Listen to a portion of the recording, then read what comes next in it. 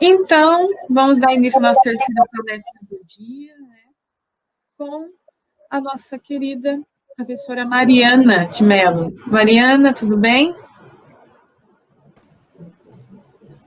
Olá, tudo bem? Boa tarde. Boa tarde, professora. E aí? Obrigada por ter aceitado o nosso convite. Eu que agradeço. Então, vamos falar um pouquinho, vamos apresentá-la, né, para o pessoal. Gente, a Mariana, ela é médica veterinária, com residência e mestrado em patologia animal pela Universidade Estadual de Londrina e atualmente doutoranda do programa de pós-graduação da UEL.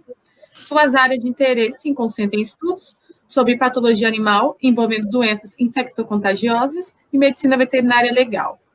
Ela trabalha com pesquisas voltadas para a identificação de doenças infectocontagiosas em animais domésticos e selvagens, possuindo publicações em revistas internacionais e nacionais, dentre as quais estão trabalhos relevantes que demonstraram pela primeira vez a nível mundial as manifestações histopatológicas e imunohistoquímicas de infecção por bilivírus canino em quadros, assim como em pequenos e grandes felinos selvagens, com infecções por morbilivírus canino e adenovírus canino, tipo 1 e 2 em muitas.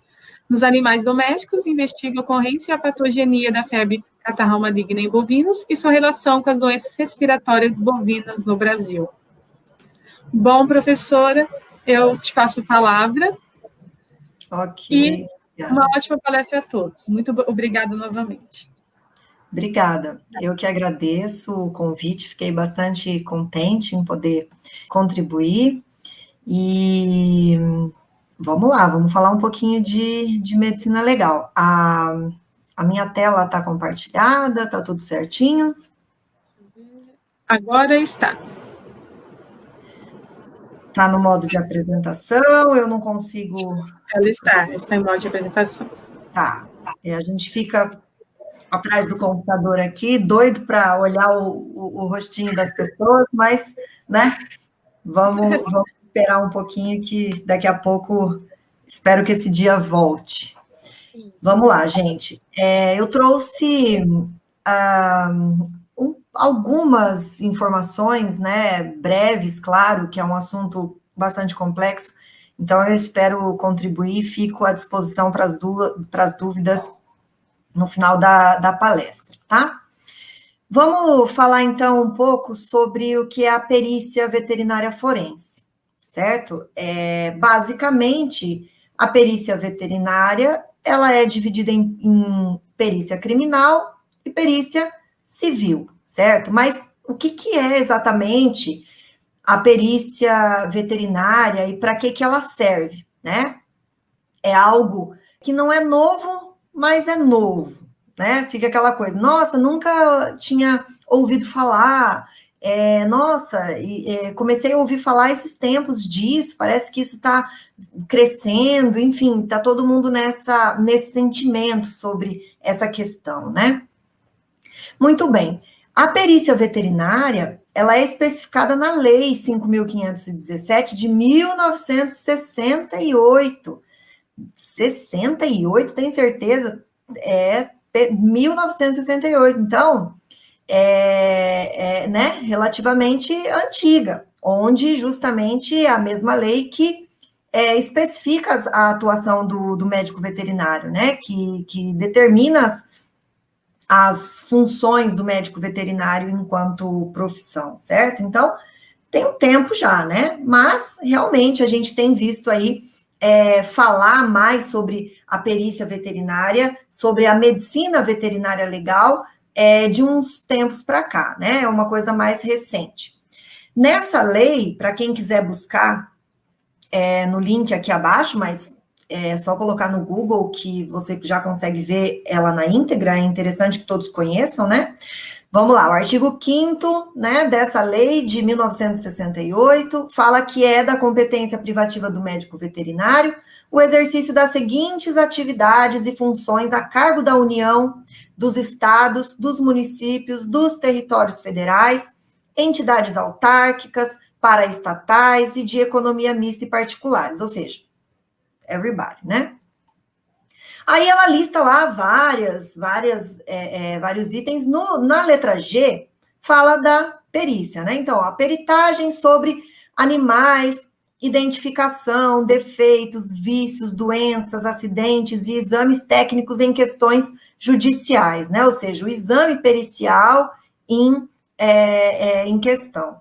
E também no artigo 6º, continua falando que constitui ainda a competência do médico veterinário o exercício de atividades ou funções públicas e particulares relacionadas com, entre várias, né, frases, itens listados, os exames periciais tecnológicos e sanitários dos subprodutos da indústria animal, certo? Então, está especificado lá. E onde normalmente a gente vê a execução de um exame pericial, né? Investigando se houve ou não erro médico veterinário, inclusive, esse aqui é a perícia mais comumente realizada hoje, né? Perícia de alimentos, perícia ambiental, em defesa do consumidor, porque o médico veterinário é um profissional que presta serviços, né? Então, existe alguém que consome os serviços que a gente presta, tá? Então, tem que estar antenado para isso. Casos de crueldade, de abuso e maus tratos aos animais, na saúde pública, né, que acaba envolvendo tanto a parte ambiental, a parte de alimentos, a parte de produto de origem animal, certo? A identificação de animais, seguro de animal, avaliação e evolução de rebanho, tá? Que é algo que também acontece com relativa frequência. Inclusive, ontem tive numa fazenda fazendo uma perícia exatamente sobre evolução de rebanho. Então, erro médico veterinário, evolução de rebanho, crueldade, são todas essas situações, são situações que são de extrema importância para a comunidade, para a sociedade. Então, é um serviço que o médico veterinário presta dentro da especificidade, do conhecimento técnico da nossa profissão, certo? Que muitas vezes nenhum outro profissional, em determinadas circunstâncias, consegue atuar tão bem quanto nós, médicos veterinários, certo? E aí, lá no primeiro slide, eu tinha comentado que a perícia veterinária, ela se divide em perícia criminal e perícia civil, né? A perícia criminal, ela, como o próprio nome diz, o objetivo é elucidar os crimes, certo? Então, tem a perícia que é feita em campo, ou seja, na investigação do local do crime, né? E a parte laboratorial, que se utiliza de exames complementares, de exames moleculares, de qualquer tipo de exame laboratorial que possa ajudar o médico veterinário a comprovar aqueles dados que ele colheu no local da perícia. E aí a gente lembra dos seriados, né, do CSI, que ficou tão famoso aí, que inclusive é um dos responsáveis, embora seja, claro, de certa forma fantasioso, mas é sim dos responsáveis por trazer à tona para o conhecimento das pessoas e aumentar o interesse das pessoas em relação à perícia, né? Porque realmente é uma coisa bastante interessante. E a perícia civil, ela objetiva cumprir direitos, né? Mas cumprir direito de quem? Cumprir direito daqueles que são considerados pela lei sujeitos de direitos, os humanos, no caso do Brasil, certo? Nos Estados Unidos, os animais são sujeitos de direitos, sim. Lá os animais também são considerados sujeitos de direito. Aqui no Brasil, inclusive, tem um projeto de lei, está praticamente para ser aprovado já, que também traz essa questão de fazer com que os animais deixem de ser considerados coisas, ou seja, seres semoventes, né? Essa é a denominação dada para eles, e passem a ser considerados sujeitos de direito, visto que são vidas, sentem dor, sentem frio, precisam de cuidados, né? E o que é um ser semovente? É um ser como se fosse uma cadeira, enfim, um objeto qualquer, né? Que não tem sentimentos, que não sente dor, que não, enfim. Incrivelmente, hoje no Brasil, os animais ainda são considerados seres semoventes, né? E esse projeto de lei muda isso. Claro, obviamente, que não é só isso. A aprovação de um projeto como esse tem interferências em várias situações que vão precisar ser administradas. Mas é um grande avanço em relação à medicina veterinária legal aqui no Brasil, certo? E tanto a perícia criminal quanto a perícia civil, elas auxiliam o Poder Judiciário. Então, lá no primeiro slide, quando eu coloquei, para que serve, né, a perícia especificamente? Para auxiliar o Poder Judiciário a concluir casos que envolvam aspectos técnicos que não são de competência dos juízes, dos procuradores, dos advogados, né? Então, existem coisas que o juiz não consegue concluir porque não é da área de conhecimento técnico dele. Então, ele precisa de auxílio. De quem? De um técnico, de um profissional capacitado, científica e tecnológica e tecnicamente para aquele assunto. Então, envolvendo animais, ele pode buscar o veterinário, né, envolvendo alimento de origem animal, envolvendo meio ambiente, envolvendo uma construção civil, ele vai buscar o engenheiro civil, envolvendo algum procedimento odontológico, ele vai buscar o dentista, e assim por diante. Por isso, a perícia é algo interdisciplinar, né? E a parte laboratorial dos exames que auxiliam os dados colhidos na perícia também é algo interdisciplinar extremamente interessante, onde várias profissões diferentes atuam em conjunto, tá? Para um mesmo objetivo, que seria, então, chegar finalmente de um processo judicial, né? Fazer o estabelecimento da justiça.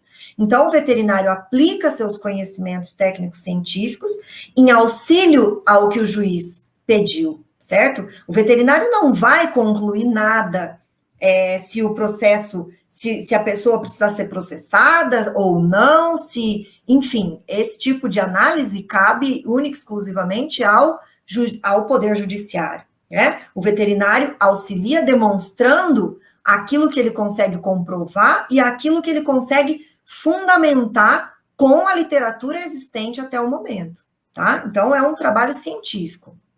Então, seja criminal ou civil, o veterinário pode muito bem auxiliar nos casos de fraudes que existem em qualquer produto de origem animal, né? Nas carnes, no leite, nos derivados do leite, em aves, pescados, suínos, equinos, mel, né?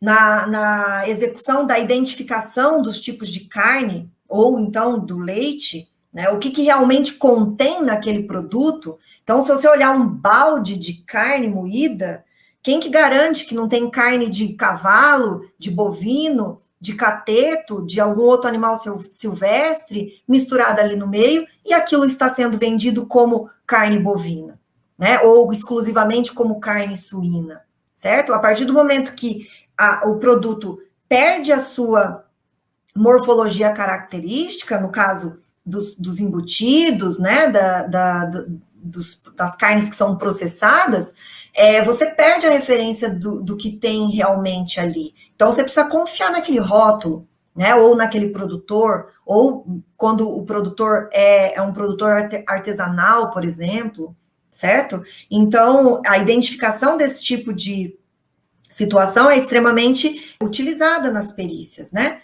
E também a parte de bioterrorismo, que preocupa bastante, onde bactérias e outros micro-organismos são produzidos em grande escala e têm a capacidade de agir numa quantidade imensa de pessoas ao mesmo tempo, certo? E aí eu aproveitei para trazer aqui, porque eu acho extremamente interessante, na parte de identificação dos tipos de carne, um projeto onde 2 dos nossos professores, que isso é um motivo de muito orgulho para nós, né? O professor Rafael, que é o coordenador desse projeto, a professora Ana Paula, que também participa, colabora, onde foi desenvolvida justamente uma técnica rápida para identificar o tipo de carne de um produto em específico. Normalmente, esse tipo de identificação é feita através de PCR, né? É um exame molecular, então, que identifica o DNA da espécie que está envolvida ali. E esse projeto acabou propondo uma técnica muito mais rápida barata e menos poluidora do ambiente do que a PCR. Então, auxiliando em diversos aspectos a execução e a identificação de fraudes. Então, seria a parte laboratorial que auxiliaria, né, no exame pericial, certo? Quem tiver interesse de consultar a entrevista na íntegra, aí, ó, tá o link. Nessa parte, o professor Rafael explica, né, que essa análise, ela é mais barata do que a análise que é comumente solicitada nesses casos, que é a PCR, por exemplo, certo? E utiliza menos insumos químicos, é mais rápida, né? Então acaba sendo mais barata, ou seja, uma conquista bastante interessante, certo? E na área de alimentos, levando aí em consideração que alimento, né? Entenda-se por alimento qualquer produto, tá? Mas usando a carne como um exemplo, né? A perícia pode analisar desde o início da produção, né, desse produto até o final, até o produto chegar no consumidor. Então, existe possibilidade de fazer análise do começo até o fim. Buscando irregularidades, né, buscando fraudes, certo? Mas o que é exatamente fraude, certo? O que é considerado fraude? São alterações, adulterações, falsificações que objetivam aumentar o lucro daquele que está fraudando alguma coisa, certo? Então, é um produto que normalmente está ruim, está inadequado para o consumo e a pessoa, ao invés de descartar, né, ela mascara esse produto para poder vender esse produto mesmo assim, certo? Então, uma situação que envolve 3 fatores, né? Envolve o fraudador, que é aquele que mascara o produto para obter o lucro em cima disso, a vítima, que seria o consumidor, e uma inspeção deficiente, que não foi capaz de, independente do motivo, de verificar que existiu, sim, uma fraude nesse processo, né? Mas aí as pessoas às vezes perguntam, mas se já existe o fiscal, a autoridade sanitária, né? O médico veterinário que faz a inspeção, tanto municipal, estadual, federal, enfim, a gente sabe que tem veterinários envolvidos nisso, que tem uma importância extrema para a sociedade em relação à garantia, né, de melhoria no produto que vai chegar, que vem até nós. Mas a perícia nessa situação, ela é solicitada justamente porque o Poder Judiciário entende que esse processo precisa ser analisado por um técnico, por um médico veterinário completamente isento do processo, né? Completamente fora, sem envolvimento nenhum em nenhuma parte do processo, certo? Por isso não pode envolver o fiscal sanitário, por isso que não pode envolver o médico veterinário da inspeção, certo? Então, nesse momento, um veterinário isento de qualquer relação próxima, né, que envolva essa situação, esse processo judicial em andamento, ele então, intimado para que ele faça a análise de determinada circunstância e demonstre, através dos dados que ele colheu, através da fundamentação teórica, se houve problema ali ou não, se tem como demonstrar esse problema ou não, porque nem sempre é possível, tá? Então, seria mais ou menos nesse sentido, ok? E a fraude acontece só no Brasil? Não, né? A gente sabe que acontece no Brasil, acontece nos Estados Unidos, acontece na Europa, onde tem humano, né? Tem alguém fazendo alguma coisa errada em todos os aspectos, tá? Então, o mundo inteiro acaba sofrendo com isso. E existem diversas redes internacionais que foram criadas em busca de pesquisar fraudes, de promover um compartilhamento maior de conhecimento sobre isso, né? Que ajuda bastante na identificação, ajuda bastante na informação das pessoas sobre isso. E isso que é o mais legal, né? As pessoas precisam estar informadas sobre o que está acontecendo, para que elas também fiquem ligadas, para que elas saibam identificar, para que elas saibam que elas podem denunciar, que elas devem denunciar, que elas não devem aceitar nenhum tipo de alimento que não esteja dentro das condições adequadas, né? Só que para isso ela precisa também conhecer quais são essas condições adequadas, que a gente percebe que algumas pessoas não conhecem, certo? Então, às vezes, é um problema de comunicação bem sério, que precisa ser resolvido. E a gente, enquanto veterinário, tem bastante responsabilidade em relação a isso. A gente tem função de educador, tá? Então, aqui no Brasil, a gente sabe que a Polícia Federal, por exemplo, atua bastante com o Ministério Público, né, em várias operações que investigam e condenam fraudes em alimentos, por exemplo. Então, existem várias operações que ficaram famosas aí, como a Operação Ouro Branco, Operação Leite Compensado, Operação Poseidon, Operação Carne Fraca, tá? Que são atuações da polícia e de peritos criminais em situações de fraude em alimentos, beleza? E a medicina veterinária legal, nessa história, tá? Ela não só atua em casos de fraudes, certo? Mas em qualquer situação que envolva crime contra pessoa, crime contra o meio ambiente ou crime contra o animal, certo? Então, é uma área bastante ampla, certo? Que ainda está caminhando, que ainda está engatinhando aí, começando a ser um pouco mais vista aqui no Brasil, certo? E pensando nos alimentos de origem animal, eles acabam envolvendo essas três coisas que eu acabei de citar, né? Eles envolvem as pessoas, ele envolve o meio ambiente, ele envolve o animal. Então, são vários ângulos que podem ser analisados nesse aspecto. E o médico veterinário seria o único profissional envolvido em todas essas etapas, né, da produção de alimento, né, principalmente da produção do alimento, que é o que a gente pretende receber, seria um alimento inócuo, um alimento idôneo, né. Então, atuando como perito, num exame pericial, o objetivo é sempre produzir um laudo desse exame. É o laudo que vai ser o meio de comunicação entre o profissional médico veterinário e o poder judiciário, certo? Então, o juiz intima a pessoa, o profissional, o médico veterinário, para que ele produza um laudo onde ele vai descrever o exame pericial, onde ele vai citar as situações que ele observou, fundamentar essas situações e, principalmente, concluir isso de maneira com uma escrita leiga, né? Com uma escrita que qualquer leigo entenda. Então, nesse momento da produção do laudo, o veterinário não pode ficar utilizando de termos técnicos, de termos específicos da medicina veterinária, certo? Aqueles laudos bonitos, difícil de entender, que só Jesus na causa, ninguém entende nada que está escrito naquele negócio, né? Para que serve isso?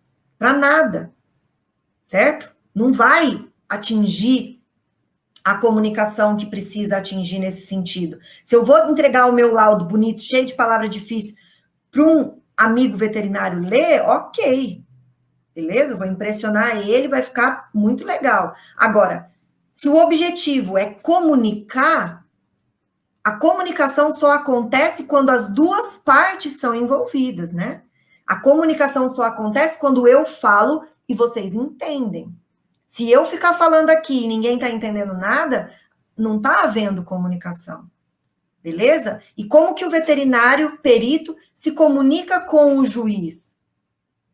Dessa maneira, através do laudo, onde o juiz, as partes envolvidas, a comunidade possam ler e entender o que está escrito ali, certo? É uma maneira científica, é uma maneira fundamentada pela teoria, mas a conclusão precisa ter uma linguagem muito clara, muito direta, muito esclarecedora do que realmente aconteceu ali. Senão, é um laudo que não tem função, tá? Beleza? Não vai ajudar em nada. E aí, para demonstrar como poderia acontecer um exemplo de perícia certo? Na área de produto de origem animal, por exemplo, eu trouxe esse estudo de caso que eu peguei de um perito muito bem estabelecido aqui no Brasil, um professor bastante respeitado nessa área, que é o perito Valdecir Vargas Castilho, inclusive é um dos escritores desse livro, que ajuda bastante na nossa área, tá? E trabalha já há muitos anos com isso. Então, eu me utilizei de um artigo que ele publicou para trazer esse estudo de caso e demonstrar para vocês e falar sobre a perícia em estabelecimentos de abate, tá? Como que funcionaria isso, né? Se a gente pensa em produto de origem animal, a gente parte do princípio que se é um produto, existe um consumidor.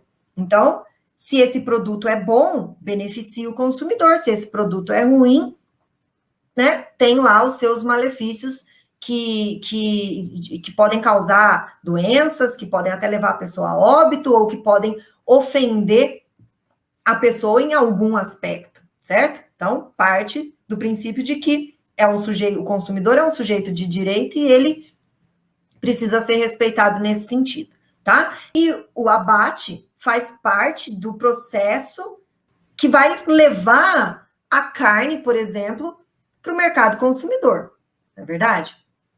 Então, a defesa do consumidor foi estabelecida na Constituição Federal, lá em 1988, né?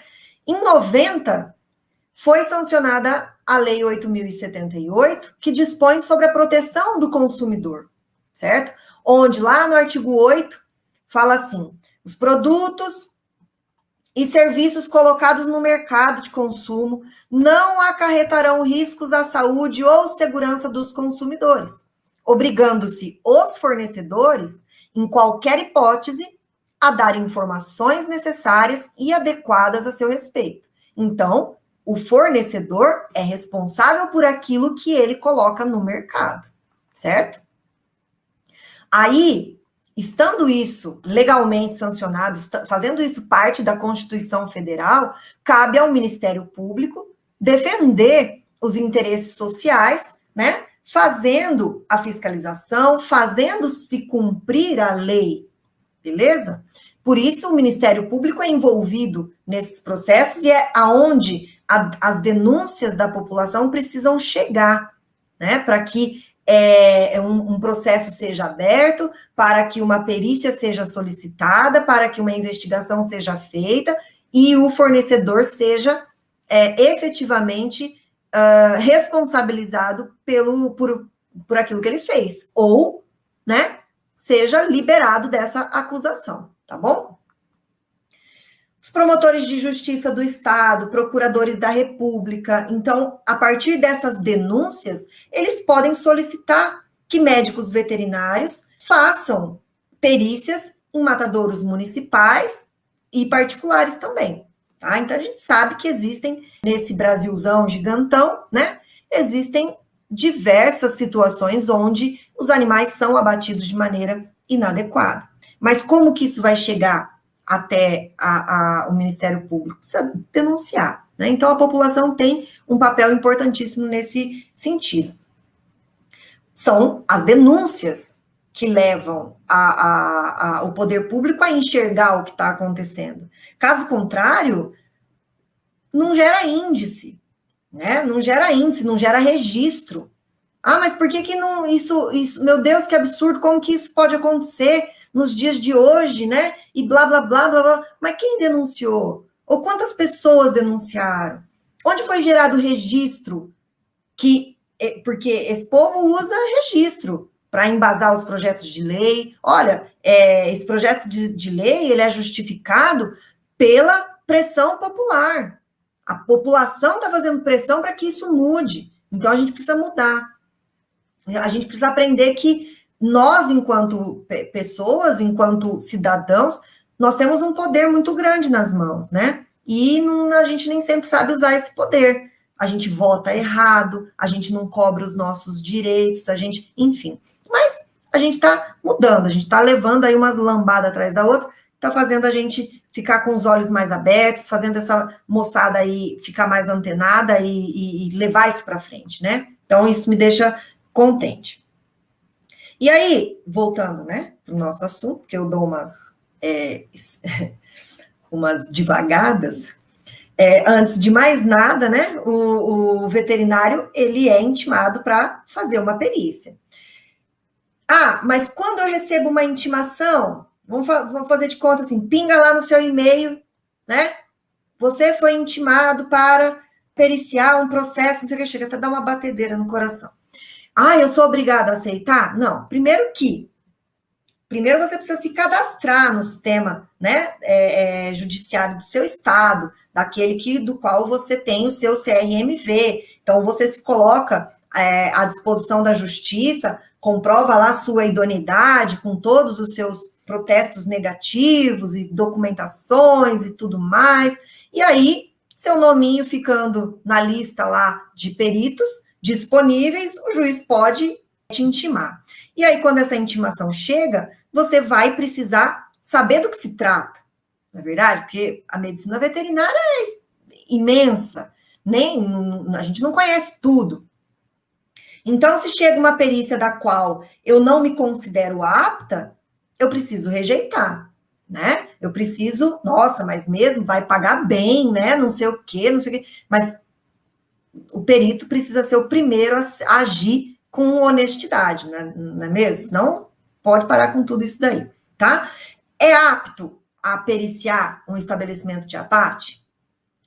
Não, eu tenho aptidão para fazer isso. Então, ok, aceita a perícia e segue o curso. Não sou apto, avisa lá, né, de maneira formal, que você não tem aptidão, sua especialidade não permite que você analise um caso sobre esse assunto. Então, vai passar para outra pessoa, tá? E assim que funciona esse esquema. Então, o veterinário precisa conhecer o assunto para o qual ele foi intimado, ele precisa conhecer a legislação que regulamenta o funcionamento desses estabelecimentos no seu estado, no seu município, né? Naquele município que está esse local que ele vai periciar. Isso é fundamental, porque ele precisa ter como base a legislação vigente para entender se aquilo está indo contra ou não, certo?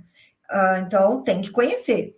E a gente sabe que cada município, às vezes, tem uma regulamentação diferente, às vezes, né, um do outro, mas a gente sabe que a lei municipal não pode contrariar as leis maiores, que seriam as estaduais e a lei federal, certo? Então, tem que conhecer o que é do município, o que é estadual, o que é federal e assim por diante, beleza?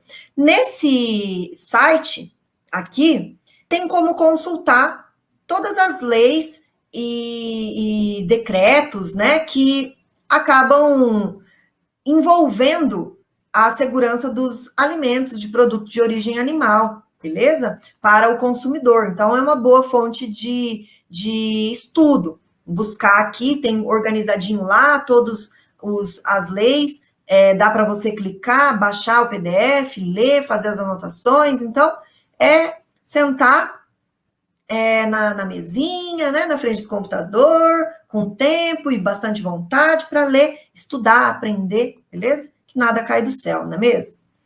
Bom, a base legal para estabelecimentos de abate seria o decreto número 30.691, tá? Que o RISPOA, né? Regulamento da Inspeção Industrial e Sanitária dos Produtos de Origem Animal. Tem bem detalhada a fundamentação que os promotores de justiça e os procuradores da República que vão solicitar essa perícia, ela através da Lei Federal 7.347, tá? Lá de 1985.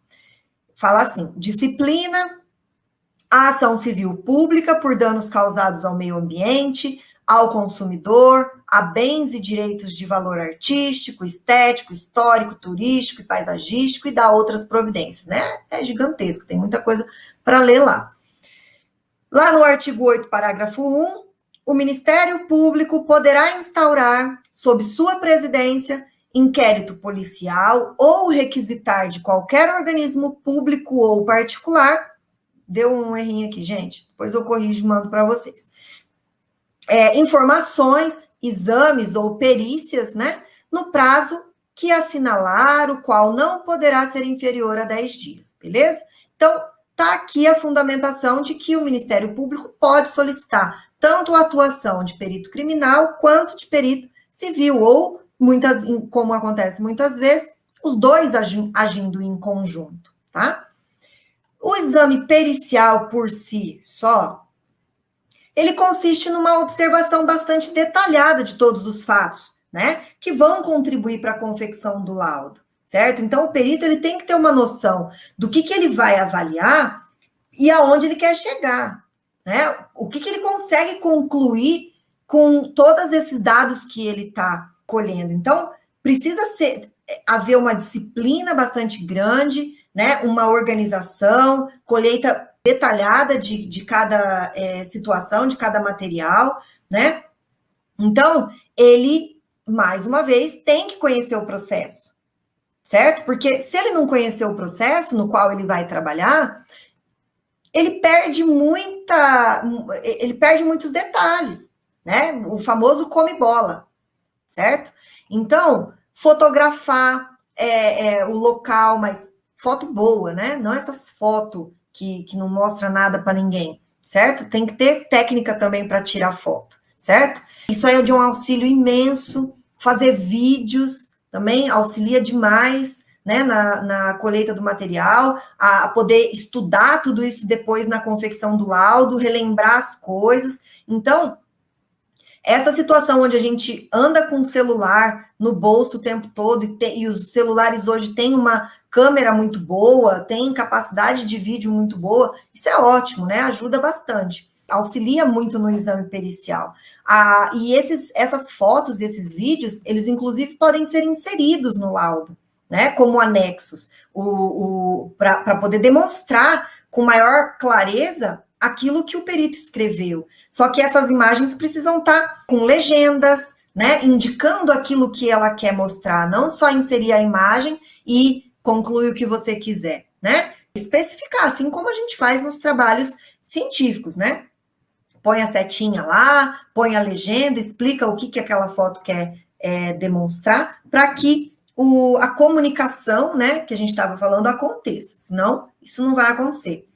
E o laudo é o final, né? É o resultado final, é o objetivo de todo o exame pericial, é confeccionar esse laudo, beleza? É o documento de maior valor para a justiça, é aquilo que a justiça vai utilizar, que o juiz vai ler e vai falar, não, ótimo, né, muito bom, isso esclarece bastante coisa, então agora eu posso conduzir o processo para tal lado ou para tal lado, posso concluir, ou então não, esse laudo não atendeu às exigências, esse laudo não responde nada, esse laudo não traz informação nenhuma, não elucida nada, e aí?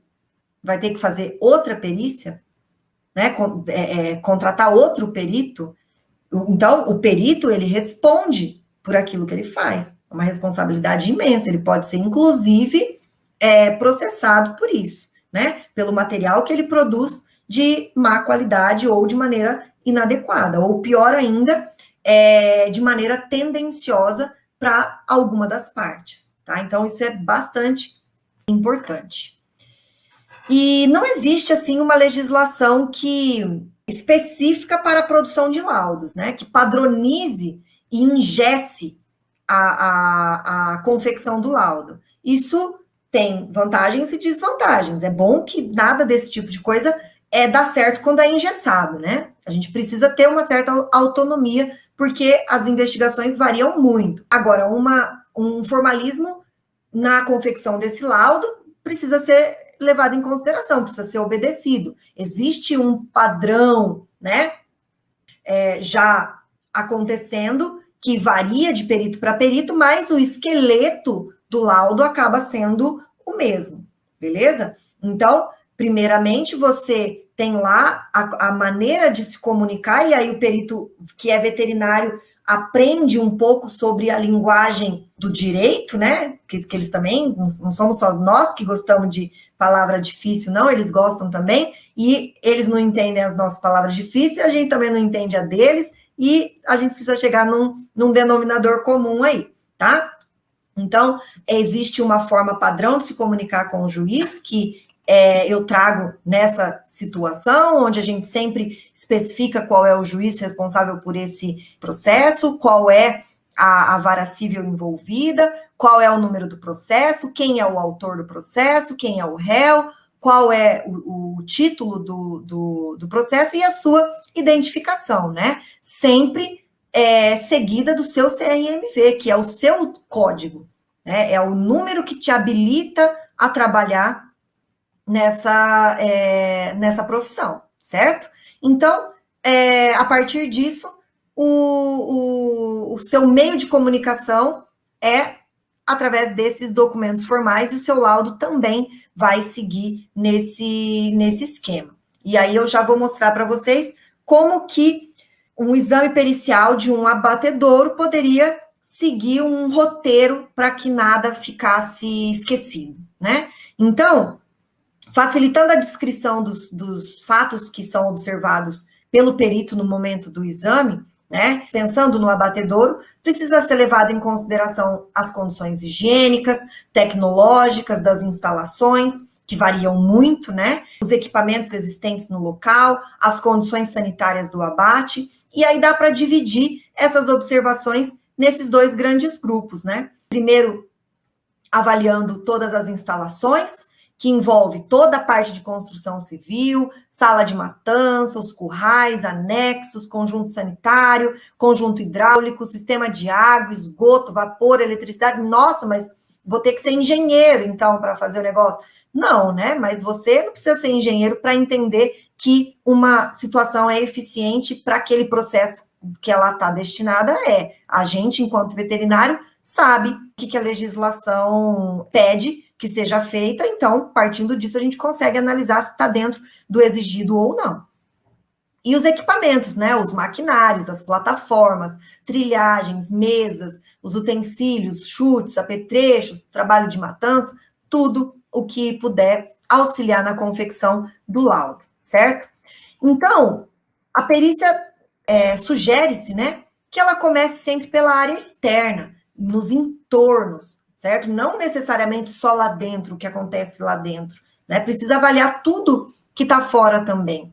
Então, na delimitação da área, verificar se essa área é delimitada ou não, se é delimitada por quê? Né? Pelo quê? Alambrado? Tem cerca-viva? Tem muro bem feito? Ou muro quebrado? Muro sem reparo?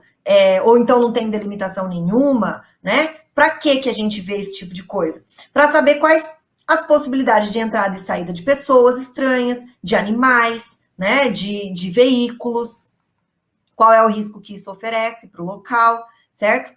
Verificar a pavimentação do pátio, por exemplo, do que é feito esse piso, do que ele é revestido, se for revestido, né? Qual é o fluxo de pessoas e de veículos nessa região, se esse fluxo é suficiente para levantar poeira, sujidade, se é suficiente para trazer situações de risco para o momento do abate, para a sala de matança, para a sala de manipulação, beleza?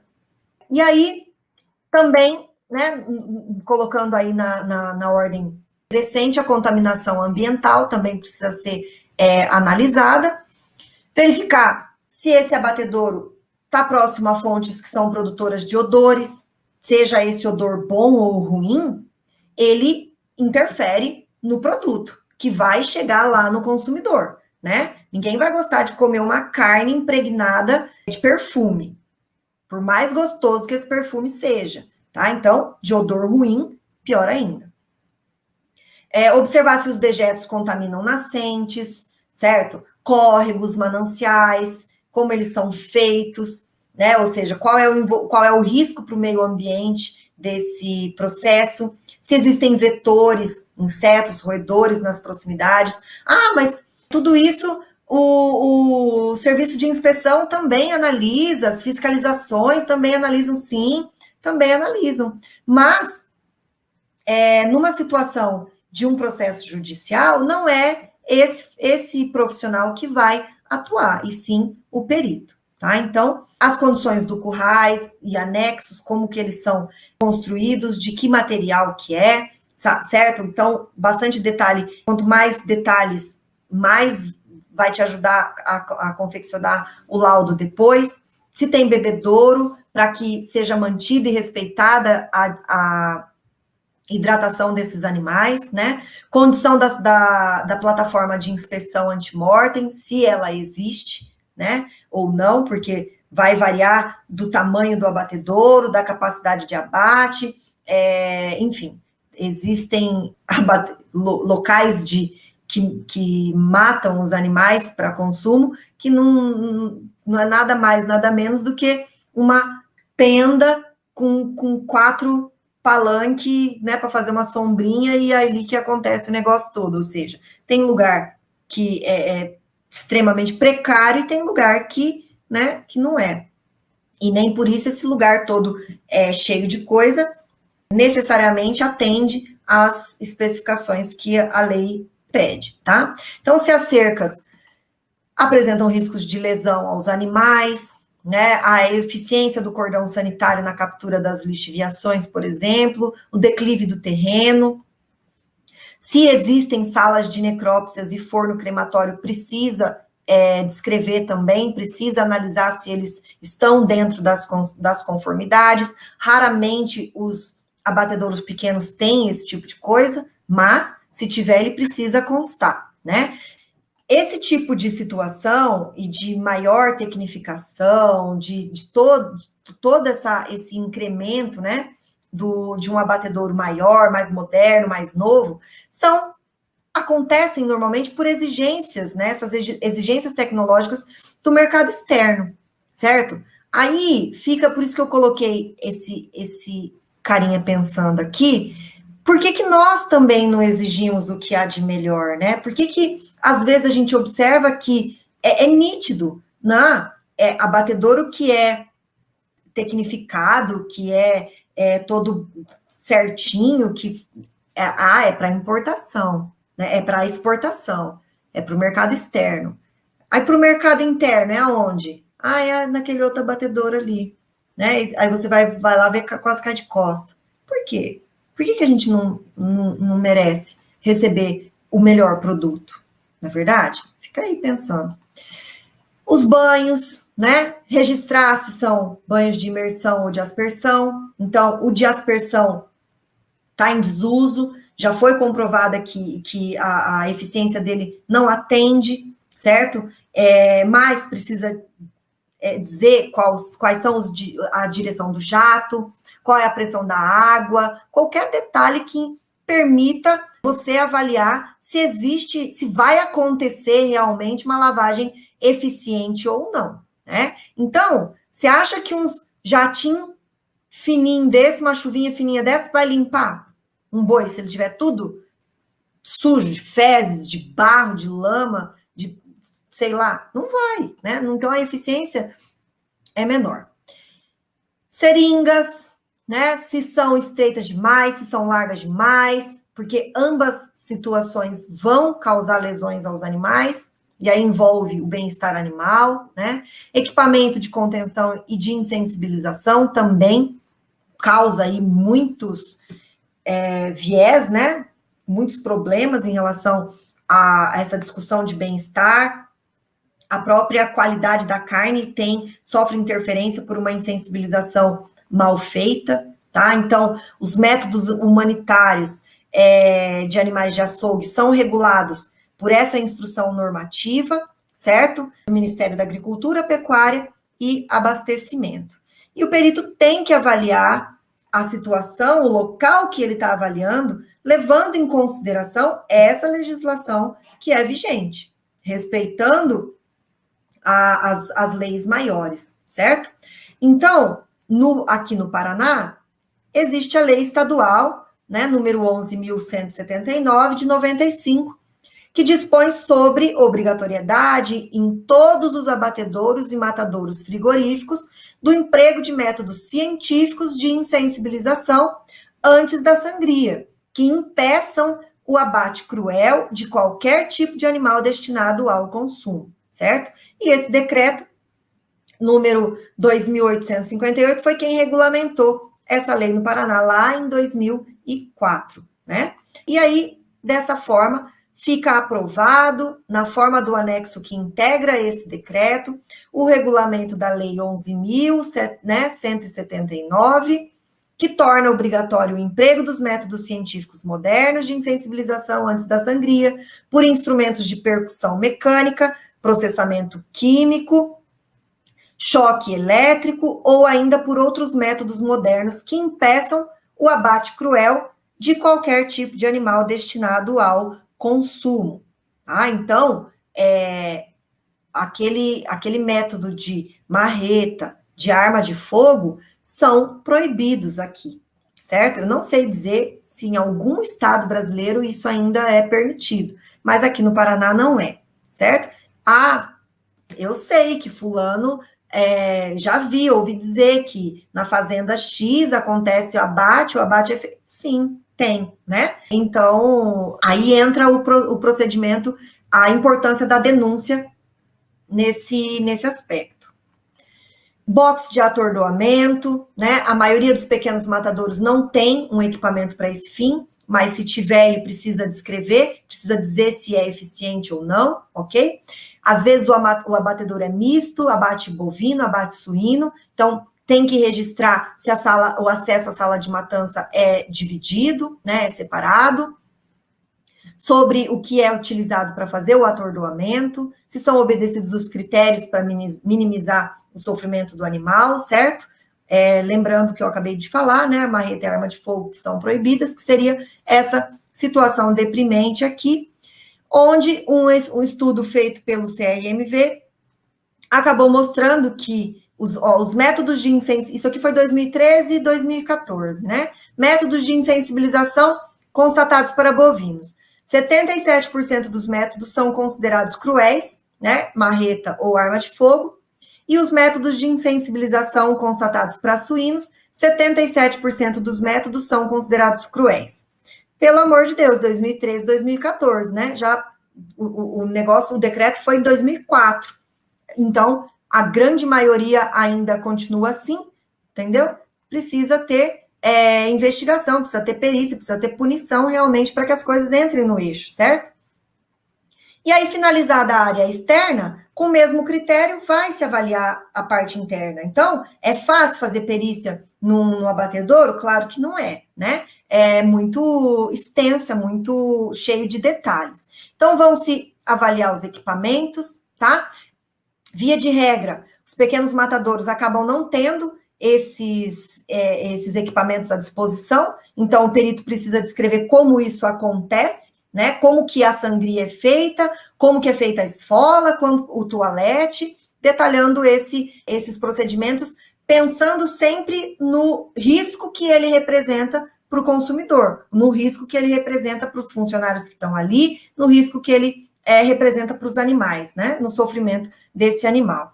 Então, esse exame dos equipamentos, ele dá bastante subsídio para o perito tecer as considerações a respeito do fluxograma do abate, mesmo que no momento da perícia o abate não esteja acontecendo. Ao final do exame, o perito consegue estabelecer um fluxograma daquele local, né? As instalações, como que envolve diversas situações, é importante manter a descrição nos tópicos para não se perder, certo? Demonstrando exatamente o que está vendo ali. Nesse caso, fotografias ajudam bastante. Como que é feita a cobertura, tipo de telha, se tem forro, né? Descrever o tipo e as condições, ou seja, qual que é o objetivo disso? Como é que é a cobertura desse local? Entra ave? Entra rato? Entra vento, poeira, sujeira? Ou seja, o objetivo do forro não é só não deixar cair chuva, né? É vedar, assim como as janelas, certo? Instalação elétrica, Se é uma instalação embutida, não tem muito o que dizer, né? Apenas a limpeza mesmo das paredes, das tomadas, dos botões, enfim. Agora, se é aquela fiação externa, naturalmente ela vai estar cheia de teia de aranha, ela vai estar cheia de mosca colada nela, e tudo isso precisa ser relatado, né? A mesma coisa para as lâmpadas, beleza? Lâmpada atrai bicho o tempo todo, né? E existem algumas lâmpadas que ficam exatamente em cima das mesas de manipulação, como que elas estão protegidas, se elas estão limpas ou não, tá? As paredes e janelas, se as paredes são azulejadas, como é que estão esses azulejos, se tem boa altura, se tem impermeabilização ou não, do que é esse impermeabilizante, se tem infiltração, rachadura, se as janelas existem telas, né, que impedem a entrada de inseto, como que essa tela, se essa tela está rasgada ou não. Então, são muitos detalhes, né? Aquela avaliação realmente criteriosa. O assoalho, certo? Tipo de piso, a porosidade, imagina a facilidade de limpeza daquele piso, se ele vai absorver resíduo ou não, tudo isso vira um meio de cultivo de agentes microbiológicos, né? Declive dos ralos, tá para nascer um lugar que consegue fazer um ralo que tem uma caída certa, né? Então, normalmente sobra poça de água para trás, sobra sujeira, se os ralos são protegidos contra a entrada de roedores e insetos, a área social, onde os funcionários utilizam banheiros, lavatórios, refeitórios, principalmente se eles têm acesso direto à sala de manipulação ou não, porque a pessoa sai do banheiro, vai direto manipular o alimento, como é que é isso, né? Isso tudo é bastante importante. A rotina operacional, né, como um todo, precisa ser analisada. Às vezes, a perícia acontece no momento que o abate está acontecendo, é possível, inclusive, analisar e registrar o comportamento dos funcionários, né? Se eles estão limpos, e verificar o ambiente, como que é feita a captação de água, como que essa água é abastecida, certo? Os dejetos onde são jogados, beleza? Os funcionários como estão apresentados. Tudo isso é utilizado para auxiliar na conclusão e na confecção desse laudo, certo? Precisa, no meu laudo, descrever cada detalhe que eu anotei? Se eu anotei, às vezes, eu fui muito criteriosa, anotei tudo. Não precisa, certo? Eu posso simplesmente colocar as coisas que realmente interferem diretamente no risco e na conclusão que eu cheguei, tá? Bom, acho que o Matheus me avisou aqui que meu tempo finalizou. Deixa eu só passar aqui, lembrar que isso é importante, tá? Que o enquadramento na legislação civil ou criminal é competência do Ministério Público. O perito vai auxiliar em demonstrar o que tem de errado ou não, única e exclusivamente assim, tá bom? Então, gente, peço desculpa, não acabei estourando o tempo aí, mas eu coloco à disposição os meus slides, tá? Para vocês, e vocês podem entrar em contato comigo caso haja alguma dúvida, beleza? Desculpa ter corrido aí no final, só agradecendo a todos e me colocando à disposição para as dúvidas. Bom, professora, então nós queremos agradecer, né, por você ter aceitado o nosso convite, por ter dado essa palestra para a gente. E temos duas perguntinhas para você rapidinho. Tá. Você está fazendo aqui? Como? Desculpa, eu não te ouvi. Você está fazendo duas perguntinhas para você bem rapidinho. Tá.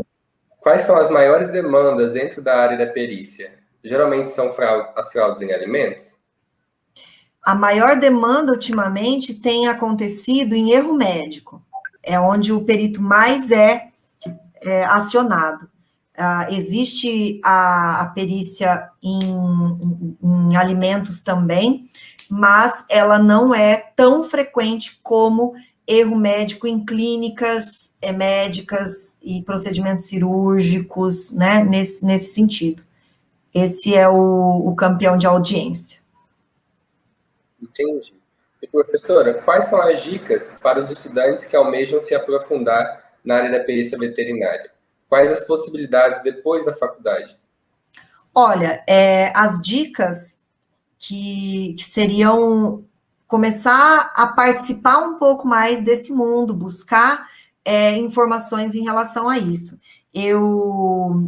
Esse semestre que passou foi o primeiro semestre onde a Unifil ofereceu a disciplina de medicina legal como disciplina optativa, e eu disse para os alunos que eles eram privilegiados por isso, porque muitas universidades ainda não têm na sua grade essa disciplina, né? E outras universidades, como a Unesp de Botucatu, a Federal no Paraná, já são mais antigas nesse sentido. Então, primeira coisa, ter esse contato durante a graduação, procurar se informar mais sobre os cursos disponíveis nessa área, já começar a ler, entender bastante sobre as legislações, certo? E aí tem as diversas áreas, né? Mesmo você indo para uma especialidade, você pode trabalhar como perito nessa especialidade. Não precisa ser a sua função exclusiva, né? Eu vou viver só de perícia, porque nem sempre. Isso ainda é um processo que está acontecendo, está se tornando comum, certo? Mas os peritos civis, eles têm a vida de veterinário dentro da especialidade que escolheram, normal, e eventualmente se colocam à disposição para atuar enquanto peritos dentro da especialidade que eles dominam. Tá? Então, seria uma forma de trabalho complementar. Sim, entendi. Professor, então, vou agradecer novamente por ter aceitado o nosso convite. E deixamos aberto, então, para você um convite, né, para estar falando mais sobre isso, porque é um assunto que rende bastante, né, que todo mundo gosta de falar sobre. Tem muita coisa para falar, realmente me coloco à disposição para debater e discutir quando vocês quiserem, tá bom? E agradeço o convite mais uma vez, foi um prazer para mim trazer um pouquinho mais desse assunto para vocês. O prazer é nosso, professora. Tchau, tchau, gente.